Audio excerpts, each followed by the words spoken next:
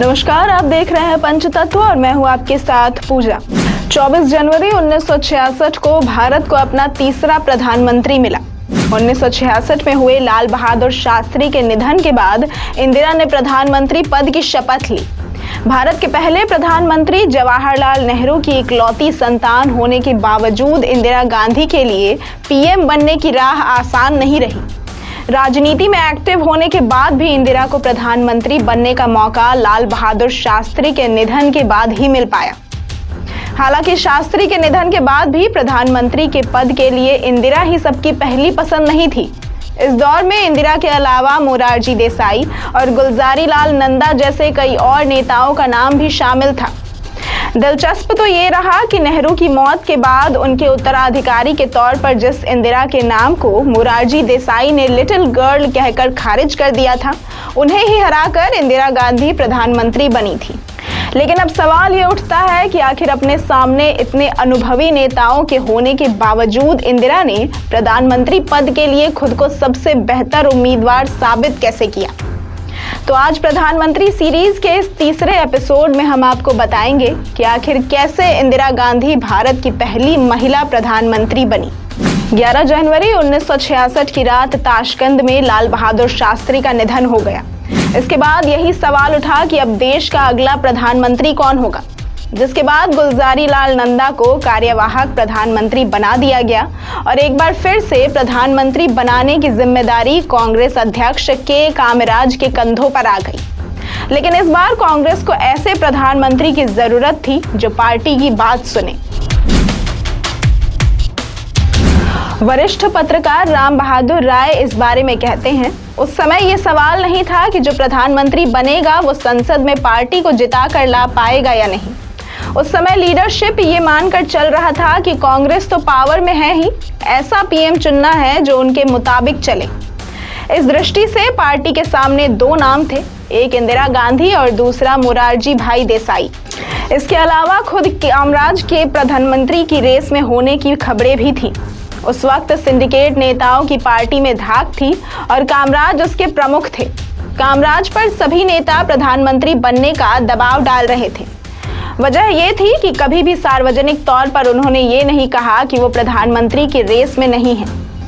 वहीं शास्त्री के निधन के तुरंत बाद इंदिरा ने अपने करीबी नेताओं से बातचीत शुरू की। इसको लेकर कांग्रेस के दिग्गज नेता और मध्य प्रदेश के तत्कालीन मुख्यमंत्री द्वारका प्रसाद मिश्रा यानी कि डीपी मिश्रा ने अपनी किताब the post Nehru era political memoirs में इंदिरा गांधी के प्रधानमंत्री बनने की पूरी कहानी को बहुत ही विस्तार से लिखा है। उन्होंने लिखा है, 11 जनवरी 1966 को करीब 5:30 बजे सुबह में इंदिरा ने फोन करके शास्त्री के निधन की खबर दी और मुझे तुरंत दिल्ली बुलाया। शास्त्री के प्रधानमंत्री रहने के 19 महीने के दौरान ही इंदिरा ने मुझे ये संकेत दे दिए थे कि वो उनकी जगह लेने के लिए बिल्कुल तैयार है।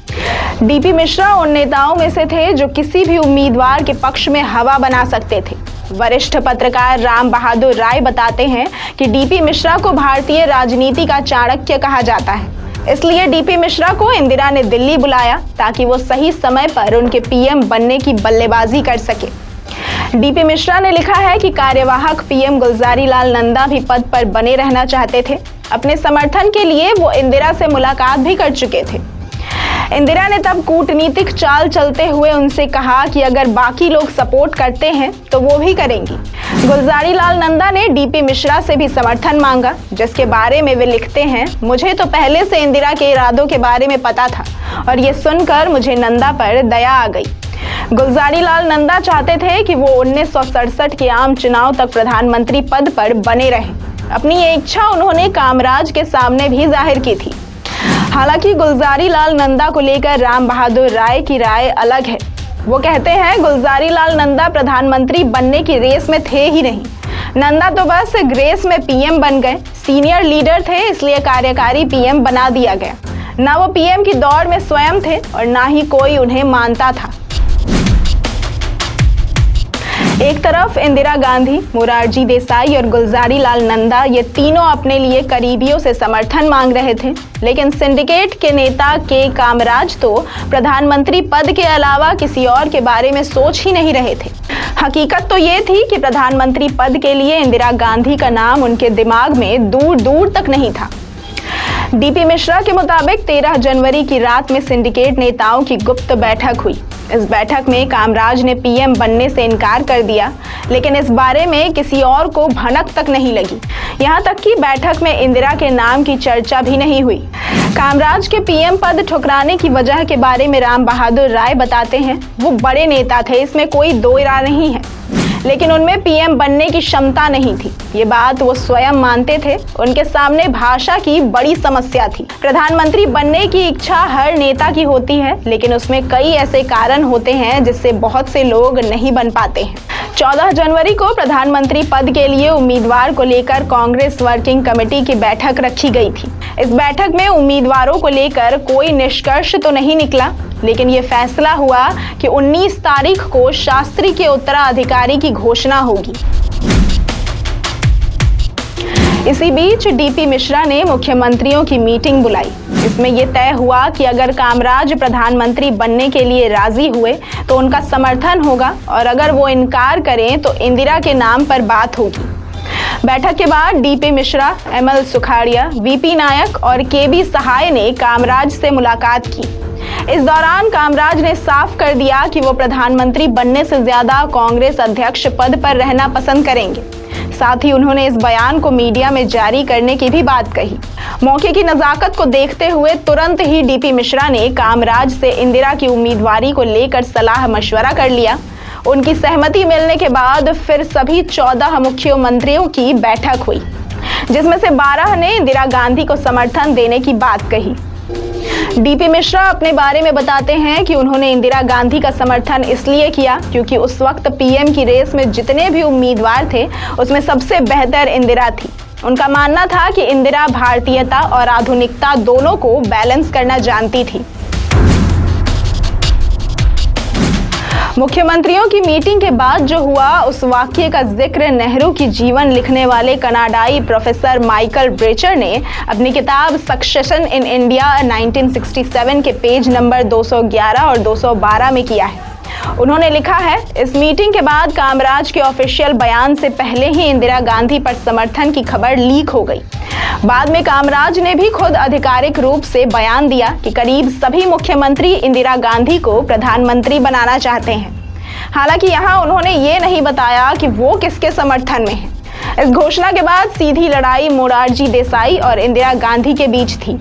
ये अलग बात थी कि ये सब जानने के बाद भी मोरारजी देसाई पीछे हटने को तैयार नहीं थे। मोरारजी देसाई के पक्ष में गुजरात और यूपी के मुख्यमंत्रियों को छोड़कर कोई भी नहीं था। आपको यहाँ बता दें कि नेहरू के निधन के बाद भी मोरारजी देसाई ने खुद को प्रधानमंत्री पद के लिए आगे किया था। उस वक्त भी उनके नाम पर सहमति नहीं बनी। इसकी वजह ये थी कि वो किसी की सुनते ही नहीं थे। शास्त्री के निधन के बाद भी उनके साथ यही समस्या थी। राम बहादुर राय कहते हैं, मोरारजी किसी के कहने से निर्णय नहीं करते थे, उन्हें जो सही लगता था वो वही करते थे। लेकिन उस समय कांग्रेस नेतृत्व को ये लगा कि मोरारजी तो सुनेंगे ही नहीं। शास्त्री की मौत के 8 दिन बाद 19 जनवरी को प्रधानमंत्री पद के चुनाव के लिए वोटिंग हुई, जिसमें इंदिरा गांधी को 355 और मोरारजी देसाई को केवल 169 वोट मिले। इस तरह इंदिरा गांधी का प्रधानमंत्री पद के लिए चयन हुआ और वो भारत की पहली महिला प्रधानमंत्री बनी। मोरारजी देसाई भारत के उप प्रधानमंत्री और वित्त मंत्री बने। बता दें कि इंदिरा गांधी ने 24 जनवरी को प्रधानमंत्री पद की शपथ ली थी और 1966 से लेकर 24 मार्च 1977 तक इंदिरा प्रधानमंत्री पद पर बनी रही। ऐसी तमाम खबरों और जानकारियों के लिए देखते रहे पंचतत्व।